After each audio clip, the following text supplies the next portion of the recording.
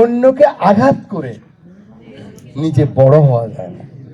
আপনারা একটা লক্ষ্য করেন, আমি নমিনেশন পাইলাম 10 তারিখে, চিঠি পাইলাম, আমি বললাম না।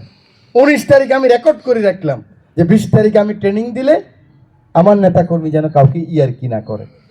দেখছেন না আপনারা? তাহলে কি এখন সব পরিকল্পনা। কিন্তু আপনি একজনে ইয়ারকি করবে, হই হই রই রই গেলি কই, লাভ কি হলো ভাই? ভোট কি বাড়বে? ভোট কি বাড়বে? মানুষ করে বেয়াদবি করতেছে, এরা এখনই বেয়াদবি করতেছে ভাই। তাহলে ভোটে হলে কি করবে? অন্যকে আঘাত করে নিজে বড় হওয়া যায় না। একটা বাজার 5,000 লোক উঠে 20 জন সংঘবদ্ধ ডাকাত পুরো বাজার খালি করে ফেলে না? এ মাথায় 2 জন দাঁড়াই মানে কে কে আসো বাজার তেন বাইরে, সব লোক বাইরে যায় না। ডাকাত খুব স্ট্রং থাকে, ডাকাত খুব শক্তিশালী থাকে, ডাকাত খুব একতাবদ্ধ থাকে, ডাকাত হুঙ্কার ছাড়ে, হ্যান করেঙ্গা তেন করেঙ্গা বলে।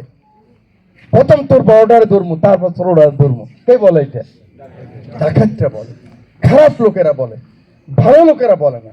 অতএব যদি আপনি ভালো লোক প্রমাণ করতে চান, আপনার বিনয়,